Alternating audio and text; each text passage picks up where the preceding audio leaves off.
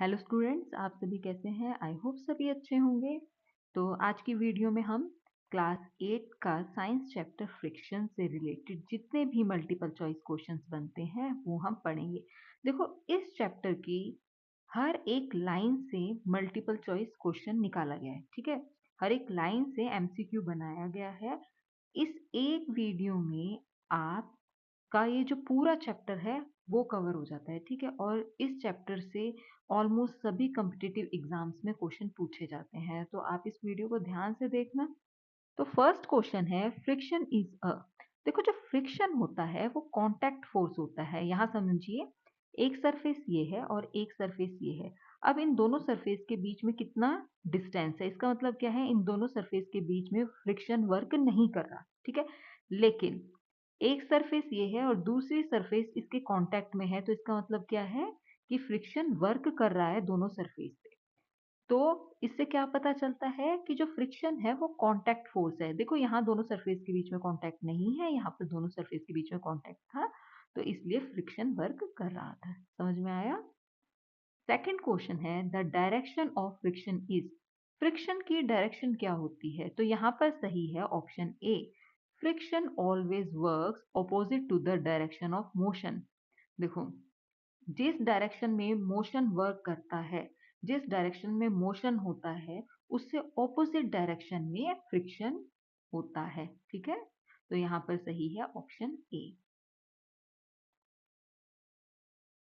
Next question है, friction requires. देखो, friction के लिए किस चीज की जरूरत होती है? तो यहाँ पर सही है ऑप्शन बी, फ्रिक्शन के लिए दो सरफेस के बीच में कांटेक्ट होना जरूरी है। ये अभी हमने डायग्राम की हेल्प से भी समझा था। नेक्स्ट क्वेश्चन है, फ्रिक्शन एक्ट्स इवन व्हेन। देखो, फ्रिक्शन कब एक्ट करता है? अब यहाँ पर देखो, जब कोई ऑब्जेक्ट रेस्ट पोजीशन में है, ठीक है, ये एक ऑब्जेक्ट है रेस्ट पोजीशन में है, तब भी इस पे फ्रिक्शन वर्क करता है। और इस पे किस टाइप का फ्रिक्शन वर्क करता है? इस पे स्टैटिक फ्रिक्शन वर्क करता है। लेकिन कोई ऑब्जेक्ट मूविंग कंडीशन में है, तब तब भी उस पर फ्रिक्शन वर्क करता है, और तब उस टाइम पर उस पे काइनेटिक फ्रिक्शन वर्क करता है। ठीक है, मतलब कोई ऑब्जेक्ट रेस्ट कंडीशन में है तब भी फ्रिक्शन वर्क करता है उस पे, और कोई ऑब्जेक्ट मूविंग कंडीशन में है तब भी उस पे फ्रिक्शन वर्क करता है। तो यहाँ पर ऑप्शन सी सही है, बोथ ए एंड बी। जो फ्रिक्शन है वो कोई ऑब्जेक्ट रेस्ट पोजीशन पे होता है तब भी वर्क करता है, और फ्रिक्शन जब कोई ऑब्जेक्ट मूविंग कंडीशन में होता है तब भी वर्क करता है। तो दोनों ही कंडीशन में फ्रिक्शन वर्क करता है, इसलिए यहाँ पर सही है option C, both A and B. Next question है, फ्रिक्शन इज मेजर्ड इन। देखो, फ्रिक्शन को किस यूनिट में मेजर किया जाता है? सही आंसर है ऑप्शन ए, न्यूटन। देखो, जो फ्रिक्शन है वो क्या होता है? फ्रिक्शन फोर्स होता है, और जितने भी फोर्स होते हैं उनकी यूनिट क्या होती है? उनकी यूनिट होती है न्यूटन। ठीक है, तो जो फ्रिक्शन है, फ्रिक्शन की यूनिट होती है न्यूटन। नेक्स्ट क्वेश्चन है, friction acting on a stationary object is. Stationary object मतलब वो ऑब्जेक्ट जो एक ऐसी पोजीशन में है जो मूव नहीं करी, मतलब बिल्कुल स्टैटिक पोजीशन में है। ठीक है, कोई ऑब्जेक्ट है वो स्टैटिक पोजीशन में है, बिल्कुल भी मूव नहीं कर रहा है, तो उस ऑब्जेक्ट की पोजीशन क्या है? स्टेशनरी पोजीशन है, मतलब वो ऑब्जेक्ट स्टेशनरी है। तो इस स्टेशनरी ऑब्जेक्ट पे किस टाइप का फ्रिक्शन वर्क करेगा? तो यहाँ पर जो फ्रिक्शन वर्क करेगा वो होता है स्टैटिक फ्रिक्शन। ठीक है, स्टैटिक फ्रिक्शन। नेक्स्ट क्वेश्चन है, friction acting on a moving object is. ये पूछा गया है कि जो मूविंग ऑब्जेक्ट होता है उसके ऊपर किस टाइप का फ्रिक्शन एक्ट करता है।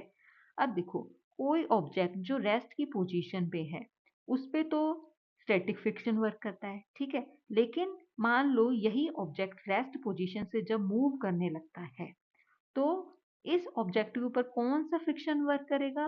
वो वर्क करेगा स्लाइडिंग फ्रिक्शन, क्योंकि जो स्टैटिक फ्रिक्शन है वो स्लाइडिंग फ्रिक्शन में चेंज हो जाता है। ठीक है, जब कोई ऑब्जेक्ट मूव करता है तो स्लाइडिंग फ्रिक्शन वर्क करता है उसके ऊपर, और जब कोई ऑब्जेक्ट रेस्ट की पोजीशन में होता है तो उस पर स्टैटिक फ्रिक्शन वर्क करता है। तो यहाँ पर सही है option B, sliding friction. Next question है, फ्रिक्शन ऑन व्हील्स और बॉल्स इज। देखो, जो व्हील्स होती हैं और जो बॉल्स होती हैं उन पर किस टाइप का फ्रिक्शन वर्क करता है? तो यहाँ पर सही है ऑप्शन सी, रोलिंग फ्रिक्शन। देखो जो व्हील्स होते हैं और जो बोल्स होते हैं रोल होकर मूव करते हैं, ठीक है, तो इन पे किस टाइप का फ्रिक्शन वर्क करता है? Rolling friction. नेक्स्ट क्वेश्चन है फ्रिक्शन इन लिक्विड्स और गैसेस इज। देखो लिक्विड्स और गैसेस में किस टाइप का फ्रिक्शन होता है, ठीक है, यहाँ पर सही है ऑप्शन डी, फ्लूइड फ्रिक्शन, ठीक है, गैसेस में भी फ्लूइड फ्रिक्शन होता है और लिक्विड्स में भी फ्लूइड फ्रिक्शन होता है, ठीक है। नेक्स्ट क्वेश्चन है फ्रिक्शन इज जनरली। देखो जो फ्रिक्शन होता है वो यूजफुल भी होता है एंड हार्मफुल भी होता है, ठीक है, तो यहाँ पर सही है option C, both useful and harmful. Next question है इंक्रीजिंग रफनेस ऑफ सरफेसेस। देखो कोई सरफेस है उसकी रफनेस को बहुत ज्यादा इंक्रीज कर दिया गया हो, तो उस केस में क्या होगा? तो उस केस में फ्रिक्शन और भी ज्यादा इंक्रीज हो जाएगा, ठीक है, जितना ज्यादा कोई सरफेस पे रफनेस होगी उतनी ही ज्यादा फ्रिक्शन इंक्रीज हो जाएगा। नेक्स्ट क्वेश्चन है increasing weight of an object. कोई ऑब्जेक्ट है अगर उसके वेट को और ज्यादा इंक्रीज कर दिया जाए उस केस में क्या होगा? देखो उस केस में फ्रिक्शन भी इंक्रीज हो जाएगा क्योंकि जो ऑब्जेक्ट है वो सरफेस को प्रेस करता है, बहुत ज्यादा प्रेस करता है सरफेस को, जिसकी वजह से जो फ्रिक्शन है वो और भी ज्यादा इंक्रीज हो जाता है, तो यहाँ पर सही है ऑप्शन ए, इंक्रीजेस फ्रिक्शन। नेक्स्ट क्वेश्चन है फ्रिक्शन इज मोर ऑन। देखो जो फ्रिक्शन है वो हमेशा रफ सरफेसेस पर ज्यादा होता है, ठीक है, यहाँ पर सही है option B, rough surfaces. Next question है लुब्रिकेंट्स लाइक ऑयल और ग्रीस। देखो लुब्रिकेंट जैसे ऑयल और ग्रीस ये फ्रिक्शन को डिक्रीज कर देते हैं। देखो होता क्या है जनरली, जो फ्रिक्शन है तब वर्क करता है दो सरफेस के बीच में जब दोनों सरफेस आपस में कांटेक्ट में होती हैं। यहाँ दो सरफेस हैं, ये आपस में कांटेक्ट में है तो इनके बीच में फ्रिक्शन वर्क कर रहा है। अब जो ये ऑयल और ग्रीस हैं, मतलब जो ये लुब्रिकेंट्स हैं, ये क्या करते हैं, इन दोनों सरफेस के बीच में कांटेक्ट को रिड्यूस कर देते हैं, ठीक है, जो ये लुब्रिकेंट्स होते हैं ये दो सरफेस के बीच में कांटेक्ट को रिड्यूस कर देते हैं जिसकी वजह से फ्रिक्शन कम हो जाता है, ठीक है। नेक्स्ट क्वेश्चन है स्लाइडिंग फ्रिक्शन इज यूजुअली। देखो जो स्लाइडिंग फ्रिक्शन होता है वो यूजुअली रोलिंग फ्रिक्शन से ज्यादा होता है, तो यहाँ पर सही है ऑप्शन ए, ग्रेटर देन अ रोलिंग फ्रिक्शन। नेक्स्ट क्वेश्चन है फ्रिक्शन डिपेंड्स ऑन। देखो फ्रिक्शन सरफेस के नेचर पर भी डिपेंड करता है एंड ऑब्जेक्ट के वेट पर भी डिपेंड करता है, तो यहाँ पर सही है option C, both A and B. Next question है फ्रिक्शन इंक्रीजेस विद। देखो फ्रिक्शन हमेशा सरफेस की रफनेस के साथ इंक्रीज करता है, ठीक है। नेक्स्ट क्वेश्चन है फ्रिक्शन इज नेसेसरी फॉर। देखो जो फ्रिक्शन है वो जरूरी क्यों है? वो वॉकिंग के लिए भी जरूरी है, व्हीकल्स को चलाने के लिए भी जरूरी है, राइटिंग के लिए भी जरूरी है, तो यहाँ पर सही है option D, all of the above. देखो जो हम लिख रहे हैं ना, जो हम पेंसिल से बुक्स पे लिखते हैं, पेपर पे लिखते हैं, वो फ्रिक्शन की वजह से ही लिख पाते हैं, ठीक है, हम ड्राइविंग कर पाते हैं वो भी फ्रिक्शन की वजह से, हम रोड पे चलते हैं वो भी फ्रिक्शन की वजह से, इसलिए फ्रिक्शन नेसेसरी है। नेक्स्ट क्वेश्चन है विदाउट फ्रिक्शन व्हीकल्स वुड। देखो अगर फ्रिक्शन नहीं होगा तो जो व्हीकल्स हैं वो रोड पर स्लिप कर जाएंगे, ठीक है, रोड पर फिसल जाएंगे, तो इसलिए रोड पर व्हीकल्स चलाने के लिए भी फ्रिक्शन की जरूरत होती है, ठीक है। नेक्स्ट क्वेश्चन है ब्रेक्स वर्क बिकॉज ऑफ। जो ब्रेक्स होती है व्हीकल्स में, जो ब्रेक होती है वो वर्क कैसे करती हैं? वो स्लाइडिंग फ्रिक्शन के ऊपर वर्क करती हैं, ठीक है, जो ब्रेक्स हैं वो वर्क कर पाती हैं just because of sliding friction. Next question है फ्रिक्शन इज यूजफुल इन। देखो फ्रिक्शन इन तीनों एक्टिविटी के लिए जरूरी होता है, तो यहाँ पर सही है option D, all of the above.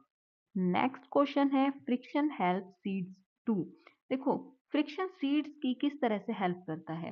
देखो जब सीड सॉइल पर जाके गिरते हैं, ये सीड है, जब सॉइल पे जाके गिरते हैं तो फ्रिक्शन की वजह से ही जो सीड है वो सॉइल में चिपक जाते हैं और तभी जर्मिनेट कर पाते हैं, ठीक है, तो यहाँ पर सही है option B, stick to soil. जो सीड्स हैं वो सॉइल में स्टिक होते ही इस वजह से हैं क्योंकि वहां पर फ्रिक्शन वर्क कर रहा होता है। ठीक है, नेक्स्ट क्वेश्चन है walking on sand is difficult because. देखो आपने देखा होगा कि जब हम सैंड के ऊपर चलते हैं तो उसके ऊपर वॉक करना बिल्कुल भी पॉसिबल नहीं होता। रेत के अंदर, सैंड के अंदर पैर धंसते हैं। ठीक है, तो ऐसा क्यों होता है, डिफिकल्ट क्यों होता है सैंड के ऊपर वॉक करना? इसलिए क्योंकि वहां पर फ्रिक्शन बहुत ज्यादा होता है। यहाँ पे सही है ऑप्शन बी। ठीक है, नेक्स्ट क्वेश्चन है फ्रिक्शन अपोजेस। फ्रिक्शन क्या करता है? फ्रिक्शन अपोज करता है ऑब्जेक्ट के मोशन को। ठीक है, friction opposes motion of object. तो यहाँ पर सही है ऑप्शन ए। नेक्स्ट क्वेश्चन है एक्सेस फ्रिक्शन कैन, मतलब जब फ्रिक्शन बहुत ज्यादा हो जाता है, एक्सेस में होता है, तब क्या होता है? तो यहाँ पर सही है option D, all of the above. जब फ्रिक्शन ज्यादा हो जाता है, बहुत ज्यादा हो जाता है, तब ये तीनों ही चीजें होती हैं। ठीक है, तो यहाँ पे सही है option D, all of the above. Next question है friction generates heat which can. देखो जब फ्रिक्शन एक्सेस में होता है, बहुत ज्यादा होता है, तो हीट जनरेट होती है।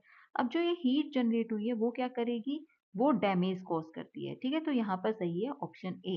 जब फ्रिक्शन बहुत ज्यादा होता है तो हीट जनरेट होती है और हीट की वजह से मशीनरी को डैमेज होता है। नेक्स्ट क्वेश्चन है लुब्रिकेंट्स रिड्यूस। लुब्रिकेंट्स किस टाइप के फ्रिक्शन को रिड्यूस करते हैं? यहाँ पर सही है option B, sliding friction. Next question है ball bearings are used to. देखो जो बॉल बेयरिंग्स होते हैं उनका यूज किया जाता है फ्रिक्शन को रिड्यूस करने के लिए। नेक्स्ट क्वेश्चन है व्हील्स रिड्यूस फ्रिक्शन बाय। जो व्हील्स होते हैं यानी कि जो पहिए होते हैं, वो फ्रिक्शन किस तरह से रिड्यूस करते हैं? देखो जो व्हील्स होते हैं वो कांटेक्ट को, मतलब सरफेस से जो कांटेक्ट होता है उसको रिड्यूस कर देते हैं, जिसकी वजह से फ्रिक्शन कम होता है। तो यहाँ पर सही है कि जो व्हील्स होते हैं वो फ्रिक्शन को रोलिंग की हेल्प से रिड्यूस कर देते हैं। जो व्हील्स है वो रोल करते हैं, जिसकी वजह से फ्रिक्शन रिड्यूस हो जाता है। नेक्स्ट क्वेश्चन है पॉलिशिंग सरफेसेस। जब किसी सरफेस को पॉलिशिंग करते हैं तो उससे भी फ्रिक्शन रिड्यूस हो जाता है। नेक्स्ट क्वेश्चन है roads are made rough to. जो रोड्स होती हैं, सड़क होती हैं, उन्हें रफ क्यों बनाया जाता है? उन्हें रफ बनाया जाता है ताकि फ्रिक्शन को इंक्रीज किया जा सके। ठीक है, तो यहाँ पर सही है option B, to increase friction. Next question है आइस इज स्लीपरी बिकॉज। जो आइस है वो स्लीपरी क्यों होती है? बिकॉज आइस पर फ्रिक्शन बहुत ज्यादा कम होता है। यहाँ पर सही है option B, friction is low. Next question है sand is spread on roads in winter to. Winters में रोड्स पर सैंड को क्यों स्प्रेड कर दिया जाता है? इसलिए स्प्रेड कर दिया जाता है ताकि फ्रिक्शन को इंक्रीज किया जा सके। यहाँ पे सही है ऑप्शन ए। देखो जनरली होता क्या है, वो एरियाज जहाँ पर विंटर्स में बहुत ज्यादा बर्फ गिरती है, ठीक है, बहुत ज्यादा आइस गिरती है, तो उस कंडीशन में आइस की वजह से जो रोड्स हैं वो स्लीपरी हो जाती हैं। ठीक है, और उन पर चलना पॉसिबल नहीं हो पाता। इस वजह से उन एरियाज में रोड्स के ऊपर सैंड को स्प्रेड कर दिया जाता है और सैंड की वजह से फ्रिक्शन इंक्रीज हो जाता है और इजिली इन रोड्स पे चला जा सकता है। ठीक है, जैसे ही रोड पे सैंड स्प्रेड कर दिया जाता है तो रोड्स पर चलना पॉसिबल हो जाता है। नेक्स्ट क्वेश्चन है shoes have rubber soles to. जो शूज होते हैं उनमें रबर सोल्स होते हैं, वो क्यों होते हैं? क्योंकि फ्रिक्शन को इंक्रीज किया जा सके।